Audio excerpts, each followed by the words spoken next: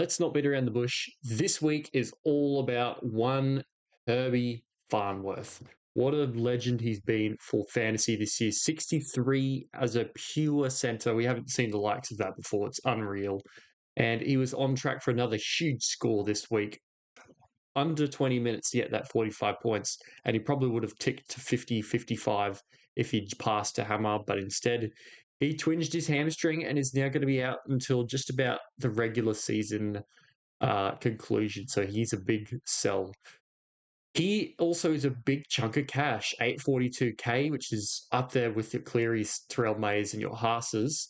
And that means you can probably use him to get two guns. There's a few really cheap guys who have fallen back in recent times, and their prices are really down through the floor these days. So outside of Blake Brayley, who, look, he's going fantastic, but I mean, 762k. If you don't have him by now, just keep rolling with Aaron Clark, keep rolling with Connor Watson.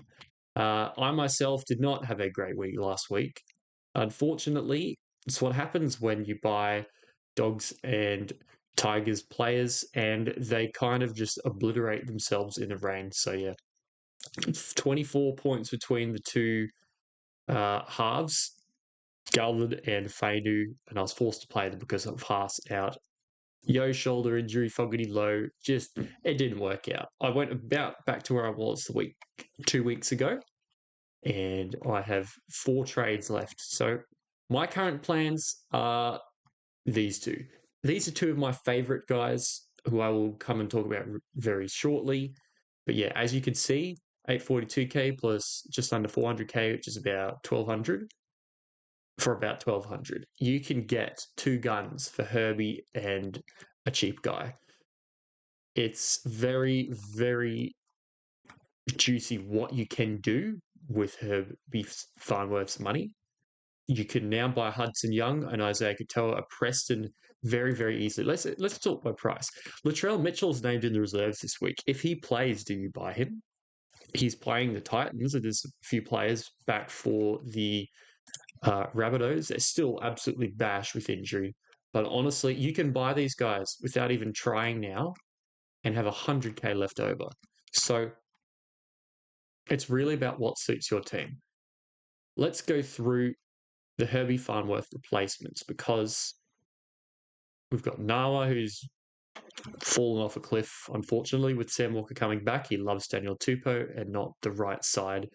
Karaz is at fullback, which is it's hard to say given that rainy game where the Tigers beat them. I'm not mega confident historically that he'll do well in there. Maybe a few less tries, but we'll see. Thankfully, Scott Drinkwater has Clifford back now, so hopefully he scores more than a 20.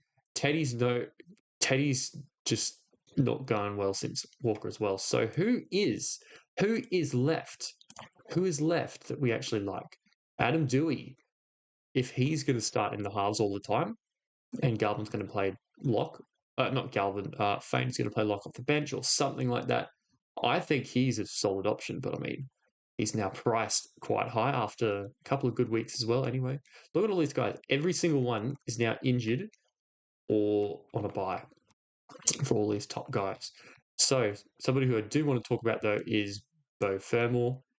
Edge centre duel, probably need one of those sort of guys in your team, especially with some of the who was it that got injured the other day?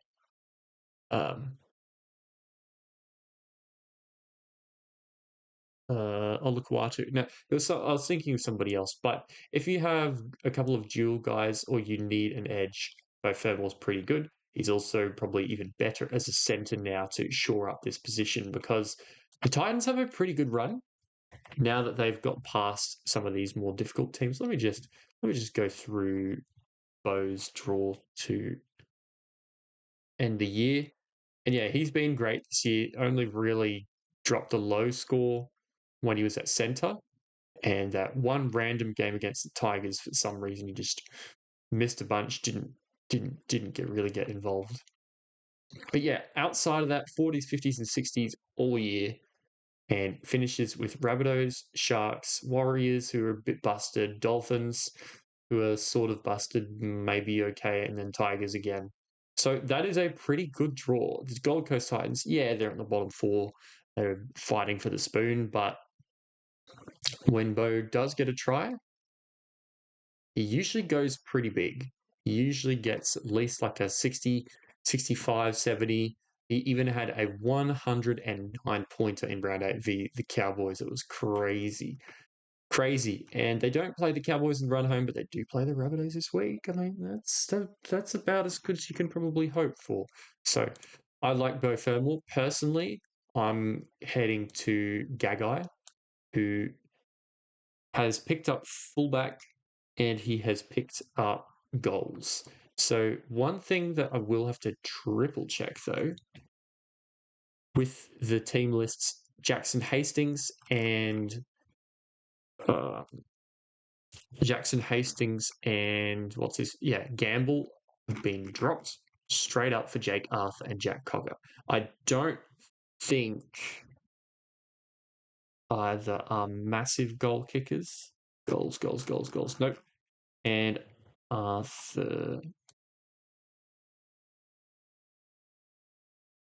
Yeah. All right. So that's pretty actually better for Gagai rather than Jackson Hastings. So I'm very happy to have him in the team. He's had 3 really, really good weeks.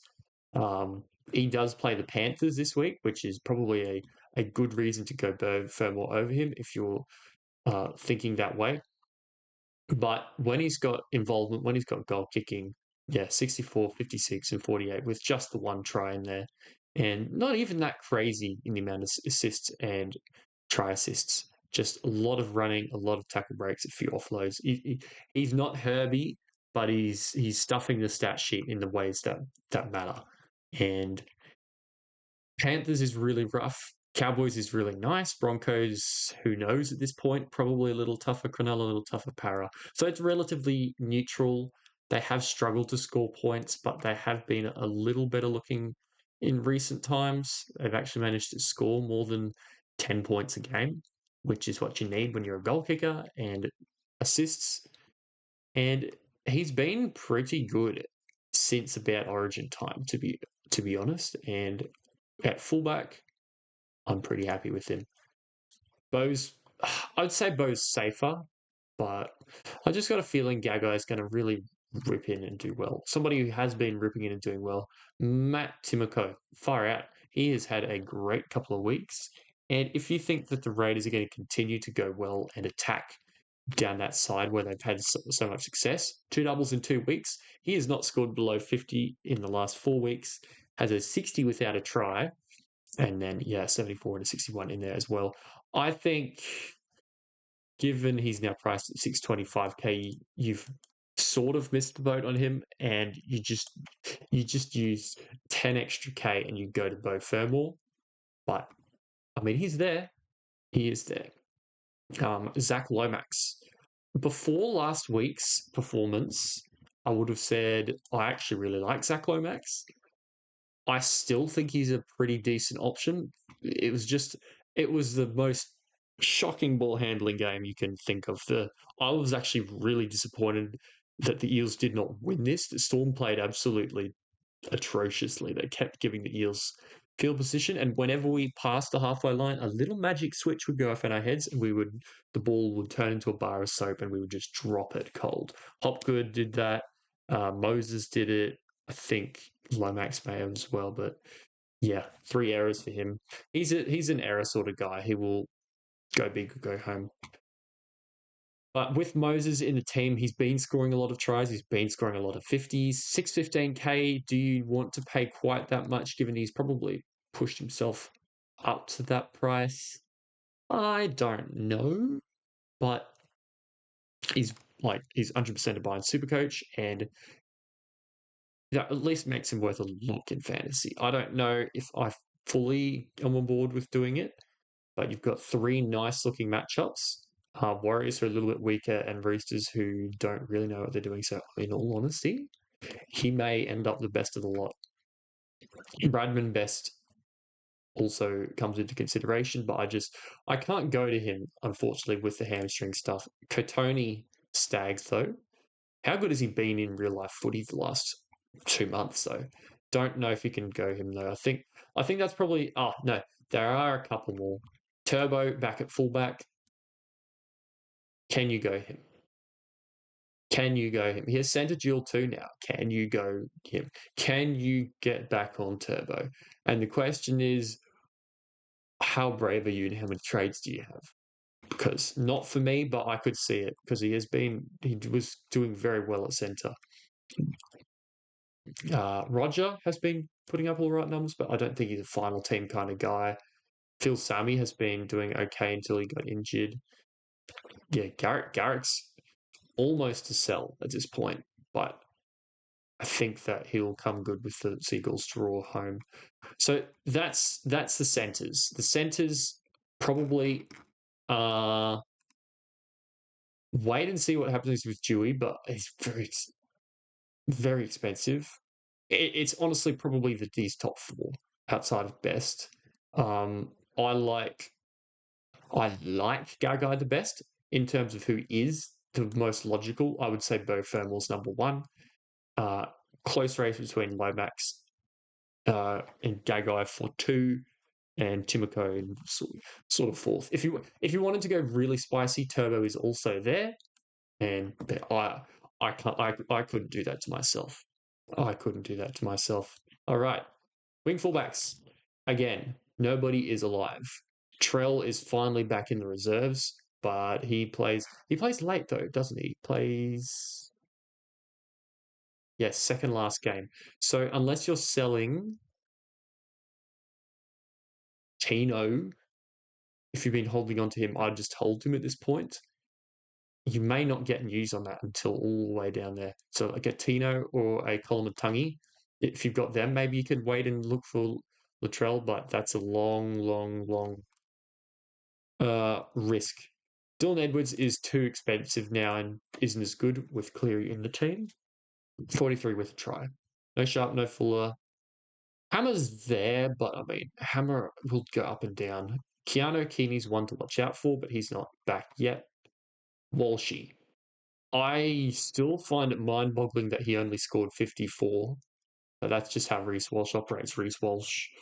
Walsh scored 134 in Supercoach with a basically zero base because he was involved in everything, setting up everything. And in fantasy, he got a try, 3 assists, a line break, 3 line break assists, 188 kick meters, and he's still only got 54 points. He has not scored above 50, he's not hit 60 this year.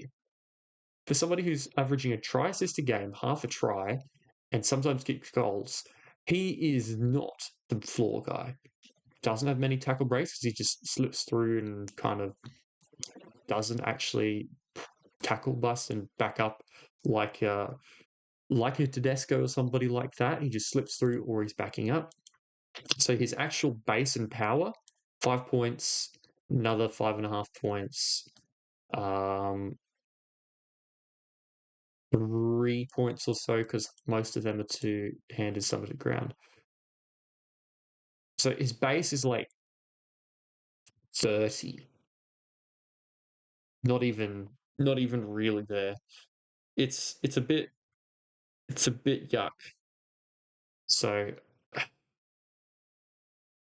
actually, is that even right? 5, 11, let's just say 14, 27. Yeah, okay, so 30, but not all the time. Like last week he had 6 points, 12 points, 16 points, 22 points, 23 points. 23 points in base and power, not just tackle, not just base, of which he had 9 repeated, but no, if you add kick meters, it's 15. Sorry, but like it's just not there. Like he's putting the stats across the stat sheet, but he's not really doing enough with any of them. The big important ones, the tackle breaks, the offloads, and the running meters, which you get from guys like Carraz, you get from guys like Tedesco, you get from guys like Herbie Farnworth, just are not there. So look, Yeah, you can, but I mean, I'd say you should have bought him for the Gold Coast Parrot and Rabbitohs matchups, where you got your 50s out of it and were pretty happy. Now you've got Melbourne twice. It's not the worst run after this Melbourne game, but yeah. Don't buy Pappy. He's lost goals with that horrific kicking performance. And Turbo's there, as I mentioned. Brimson is probably the only one I would think about, except there's now Keeney news. So, in all honesty, I think the only guy that you could buy in the fullback position with confidence to be a gun for you is like, sadly, kind of just Tom Trbojevic and Latrell Mitchell. We wait on. So yeah, you've got Bo Fermor, Dane Gaggai's probably my favourite options. Lomax and Timoko if you're really spicy. Wait for Trell and watch what happens. And then if you're really keen, you can go like a turbo. Um, but that's pretty slim pickings. So option number 2 for Herbie Farnworth is if you've got some backup, like if you're willing to play Nala enough, or you've already got Bert Thermal or something like that, and you're fine for centre and backline depth. The best remaining guys, I reckon, probably. Let's go into stat. Let's go into the stat area just so I don't forget anybody who shone last week. Yeah, if you don't have Jaden Campbell, obviously you have to have. I'm just assuming everybody has Jaden Campbell at this point if you're trying to push high up the ranks. Kurt Donahue continues to do Kurt Donahue things. It's quite amazing. Herbie injury may have pushed his minutes a little bit, but I mean, he's doing good things. Look at that. 400K made this year. 400K. Is that the most of anyone? Yes, it is. Wow. That is pretty amazing. For somebody 6% owned, he did it all. He did it all. But yeah, so Kurt Donahue's there. I like I don't mind Hudson Young, but I mean, the closer you get to the end of the year, the closer you get to the buy and the potential resting, so the higher percentage chance, higher risk that you have a low percentage chance that he actually plays. So he's got what is it, round 23 now? Three, four, five, six, seven. For 5 weeks, he definitely misses one, maybe misses a second. He's missing 2 out of 5. He's only playing barely more than half those games for sure. I don't see the point in bringing him in now unless you're going for head-to-head glory only, and which you may. Kaipius Paul's just chugging along. Katoa, if you didn't get him, is now relatively cheapish for what he can put out. But I think the main guy who you should really be looking at, Carrigan, Preston, really nice prices. And who else am I missing? There was one guy. Yeah, there he is. There's your Cameron Munster. And the thing with Cameron Munster is that there is no Jerome Hughes until finals time. He definitely dominated the kicking and the took took pretty well control of the team. Like maybe he didn't dominate quite as much, but I mean, Storm were pretty shocking. Like, I mean, the Eels fell over the finish line and let the Storm walk home. But man, they don't look quite as good, do they, without Jerome? And Munster is having to step up though. Hopefully, in a non-wet, non-random, non-whatever game, uh, they can do better, and he puts on more. But yeah, 520 kick meters is up from his usual 150 by the look of it. So that's an extra 12 points right there. Like you look for a cash cow at the beginning of the year and you go 10 points of value. That's great. He's just added on 10 points to what he usually scores. 2 try assists off kicks, a lot of tackles, which he probably won't get that many all the time, and maybe he'll miss a few more, but he'll get some more. He'll get lots of tries. He'll get lots of try assists. He'll get some tries. You might have a couple more tackle breaks. Might run a bit more. Uh, I really do see him as a mid-50s guy now. That Jerome Hughes is out. I think he's a really good purchase for you to either strengthen your halves with no Jerome Hughes now. Maybe you're still holding on to him. or just as your third half behind like Fogarty, Katoa, uh, and Cleary. So that's what I'm doing. I'm bringing him in this week. Just I need good scorers. I need 20 good scorers, or at least as many as I can get on the park each week, and I'm very happy to do that. So he is probably my he's probably my non backline buy of the week. I really like Munster. I really like the way he looks with this Storm outfit the way that it is. If there's anybody that I would want to take a flyer on, um, I mean, Trell's the one. Hey, Timoko, if you're desperately brave, well, how many trades do you have? How do you want to play that game unless you've got more than 5 or 6 trades? I don't think so. I'm going for safety and I'm going for points and I'm going for people I'm pretty sure will be there in round 27. I guess Munster's a little bit of a risk of that, but I mean, if they're looking a little bit worse, they could drop a game here or there and maybe even drop out of the top 2 and be fighting for that in the last week. So we will see.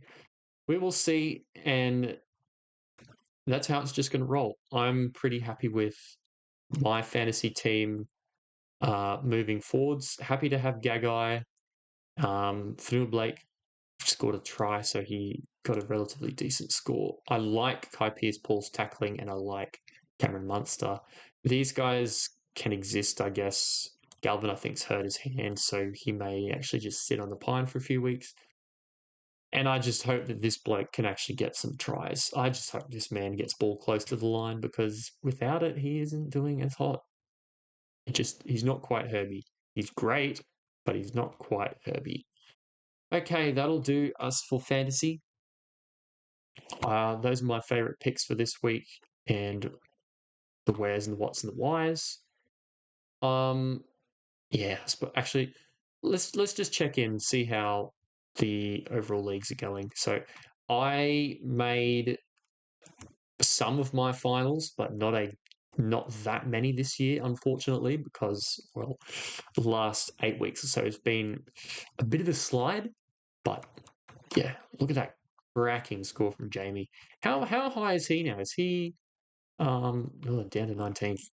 Yeesh, not as high as I would like, but let's check out the best scores from this week. So 970 from Austin. Well done. He's nearly top 250. Jamie's nearly top 500. That was a big jump.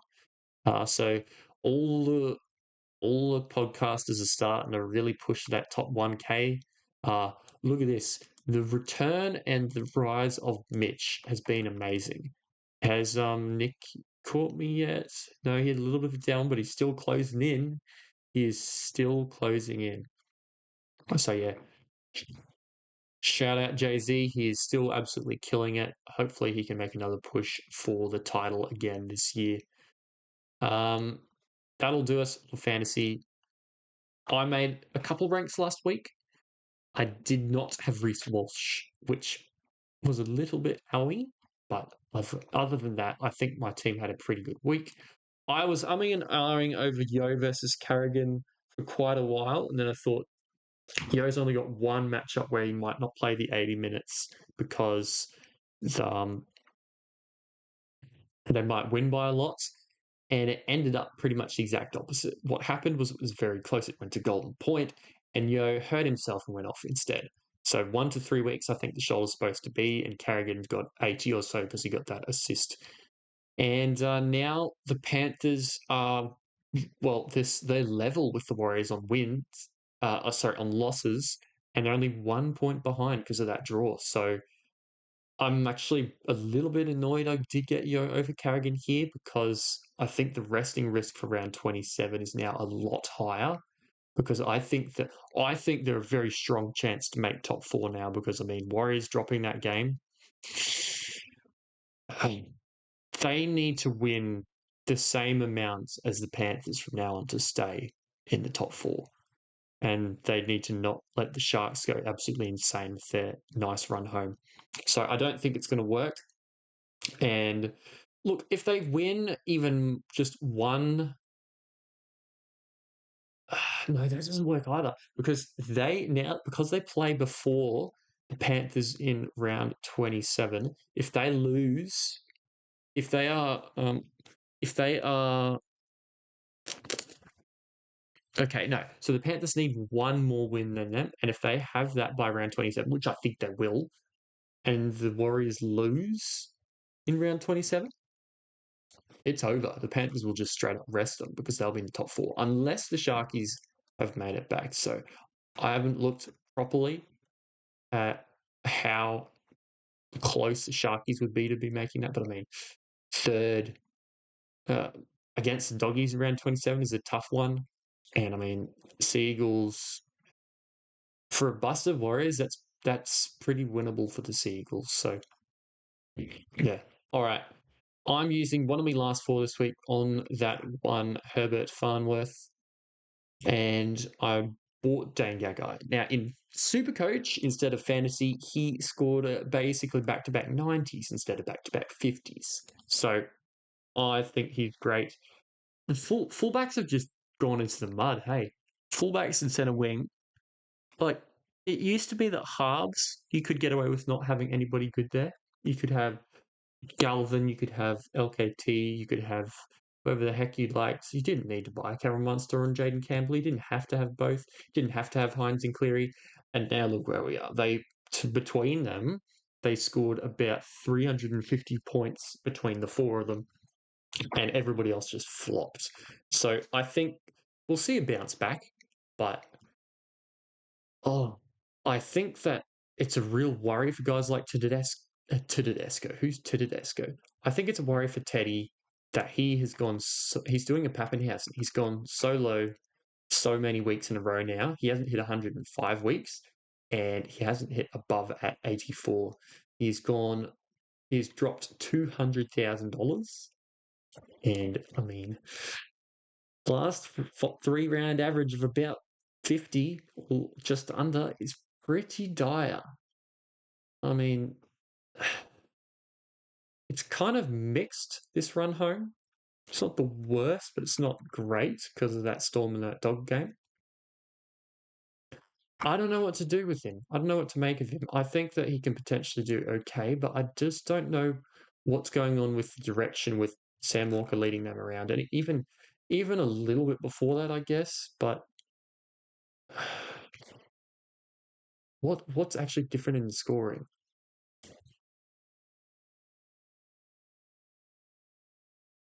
He's still running. Maybe, maybe not as much. The line breaks.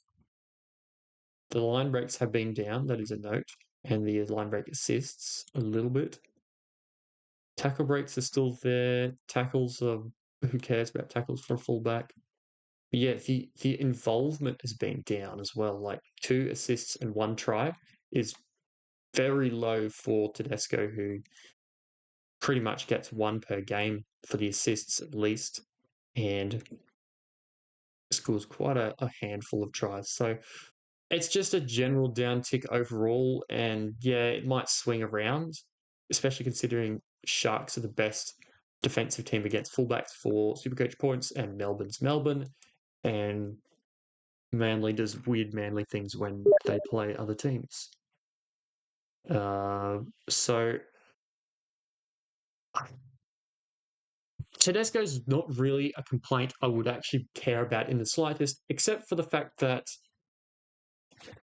we're in need of a gun. And this bloke is now cheap. And he's about to play the Titans if he plays.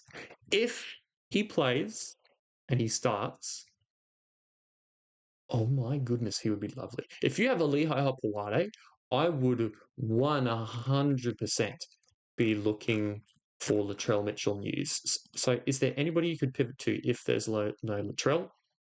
Yes, you could buy Lomax if you don't have him. You could Jaden Campbell if you don't have him. Who else? Bo Fermor, if you think he can get over the line a couple of times with that nice draw. Because Bo Fermor himself is like, he's not fancy. He's not a Carrigan type who in 70 minutes will score you high 60s and low 70s. He's not quite that kind of guy. he will get you lots of 50s and 60s. And I mean, lots of 50s and 60s. Look at this. He has not scored anything but 50s and 60s unless he scores a try and then he gets a 90 or 100. Like, this bloke can't be inconsistent, apparently. Against the Rabbitohs, who are busted and everything goes weird, who knows? But that could also mean that he just scores tries. And in all likelihood, that is quite possibly what might happen. So I think both thermals are really good. If you're trading out Herbie and you don't need an early gamer, like if you're not going to go for a Gagai, if you're not going to go for a Gagai, a Timoko, a Tuivasa-Sheck. Look, you might have Latrell news by 24-hour update, which would be by beginning of the Saturday games. You may have an update by then. You might switch from a Mulatalo or from a Stephen Crichton or a Roger Tuivasa-Sheck or a Brimson or something to a Latrell. But yeah, you need a fullback spot, and that probably would be Lehigh Hopewate if you do still have him. That's mostly about it for backline. There are some I talked about them in fantasy already, pretty much. It's Timoko has been attacking like mad in fantasy.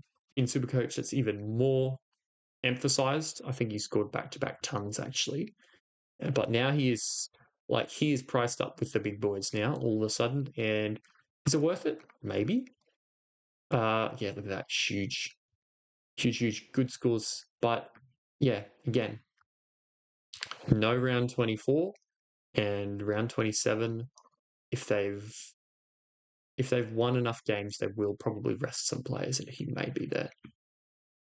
So, second row forwards, the last one that I'll mostly go through because I mean everybody knows Jaden Campbell is a buy. Everybody knows Jaden Campbell is a buy after tons and versus the Rabbitohs. Like, he is a genuine captain option this week. I'm seriously considering VC Cleary into Jaden Campbell captain. Like, that is how nice this matchup is, and that is how well he has been in form. Yeah, there's some intercepty, long range try type stuff, which may be inflating score a bit, but I mean, it's Jaden Campbell versus the Titans. It is Jaden Campbell versus Jaden Campbell versus the Rabbitohs, sorry. And I think that's good enough to risk if you need to make a couple of little ranks here or there.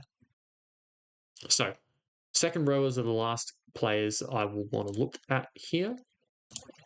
And for second rowers, let's do selected to play, and let's have a look at just the top guys. So, average wise, Aaron Clark is fantastic. He's cramped up a lot until last week. Don't know exactly why, but as a result, he's now a little bit cheaper. If you don't have Aaron Clark, I think he's a very nice buy, especially in a week where Terrell May is on a buy. If Payne Haas manages to be out again, which I don't think he will be, I mean, Aaron Clark looks great. Preston, it's hard to recommend either of these Bulldogs guys because one week one of them does great, and one week the other one does great, and the other one's not fantastic. So I think Kikau's winning the battle of them two overall, but honestly, I'm pretty happy I didn't buy either of them. Kai Pearce-Paul has been sneaky recently, but I feel like he's more a fantasy buy than a Supercoach buy. Let's have a look at him in Supercoach, actually. How has he been tracking? Yeah, well, that's pretty recency bias. Hey, like he'll have stretches and then he'll have times where he's just not that crash hot. Hey, did you have a sin bin in that one? No. So it's really all just tackles. Uh, Look, that's actually not too bad of a base and power. That's not too bad at all. But it's just not interesting. You know what I mean? Like, every now and then he'll do something exciting, but he will not score you that big 120 that you'll get from a Hudson Young, that you'll get from an Eliesa Katoa, that you might get from a Yo if he actually goes over to score, that you'll get from a Kickout even. Like, he's just not interesting. I prefer Carrigan, to be honest. What's the price difference between Carrigan? Oh, Carrigan's so much cheaper than him too. No, I stand corrected. I would prefer Carrigan that price with the dual with that option. So let's keep these options on. The most brought in players this week are unsurprisingly back to back to back great scores. Dane Gagai, Jaden Campbell. Everybody's just flocking to get him in. Brimson, I think, would be up there with Dane Gagai if there was no Keeney news. If there was no Keeney news, I think like that 5/8 duel as well, he would be like somebody to take on a Cameron Munster, even with this goal kicking stuff. But there was news that Keeney may be back soon, playing soon at least. I don't know if he'll be in the first grade side soon, but yeah. Aaron Clark makes sense. Nice cheap price, dual. He'd Terrell May points. Zach Lomax, for those who don't have him, versus. Oh, I should know this as an Eels fan. Who we're playing? Oh, yeah, Cowboys. Load up. Load up. He's probably the only guy you could captain after VCing Jaden Campbell, right? If you don't want to straight see Jaden Campbell, you can probably VC Campbell into C Lomax. But I mean, that is spicy trying to get rid of Nathan Cleary as an option to begin with. So nearly 10% of coaches having some sort of Zach Lomax stab, but mostly Cleary. Yeah, wow, Cleary into Campbell is very popular. So Cleary VC is easily the most popular. But there's plenty of straight Cs. There's slightly more straight Cs than there are Campbell. Um, yeah, and then these are just random ones. VC Hines. Hines plays. Hines plays earlier. Hines play earlier. No, they play after the Panthers. So yeah, that's another one where you just straight up leave Cleary out. Look, the Knights haven't been the worst defensively. In fact, they have been actually pretty okay defensively, apart from one or two lapses here and there. To the point where I am honestly like wondering, do I play Blaze Talungi, even versus the Knights, or do I play Nawa? I would have absolutely 100% played Yo over both of them if Bloke had been fit, but he's not. And Cam McInnes is sitting there daring me to do it, but I don't think he can do it with no tries. He's still he's still tackling his way to 50s and 60s, which honestly I could get behind. I could get behind. Nala's fallen off a cliff, man. It is very sad. I got him for that second ton, and yeah, he's lost a lot of money since then. And I played him for at least two of those four, which is pretty upsetting. But I mean, those first couple especially, everybody did, so it doesn't matter. Okay, let's have a look at this. We've been rambling on forever. Sits v starts. Who else are we going to have a look at? Derek versus the Raiders. Is he a sit? I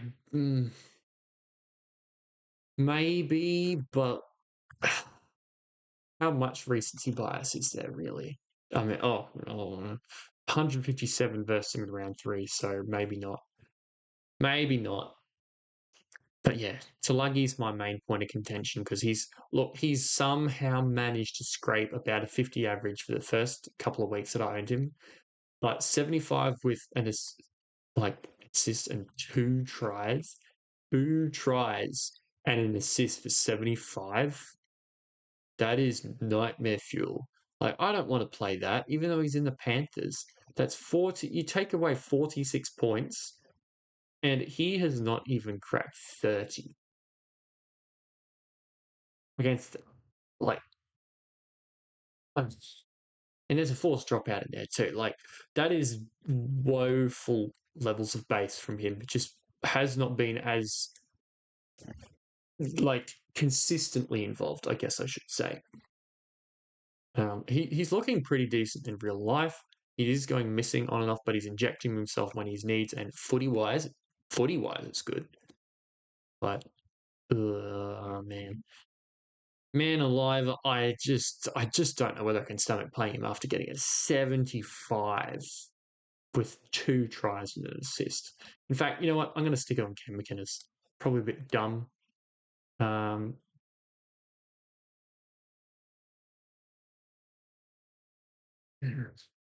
Surely he can back out at least at 50, 55. I just fear that Talangi's going to disappoint again. This feels like a game where if the Knights are even slightly decent defensively, he might just not go great. But I bought him for this reason. I bought him for these soft matchups. Like, what do I do? That'll probably be my last decision for this week, figuring out who the heck to play as that fourth reserve. So maybe I'll just shove it on to Lungy and do a little bit more analysis in my own time. But yeah, that'll do, guys, for this week. Lots going on. There's sort of pods jumping up everywhere, but not a lot of great ones, in my opinion, that you actually want to have as your final team keepers, both in Supercoach and in fantasy. So like Timoko is great, but I mean, what if he stops scoring tries? What if he turns into Nala? Versus Dangago, who is fullback, best scoring position in the game, and goal kicking, which like it's 3 points, surely. Both Fermor as well with a good draw, don't mind that, but like I mean it's the high percentage plays I think at this point, and you just wait for those slightly risky ones that have that ton of upside, like Latrell Mitchell, like um, uh,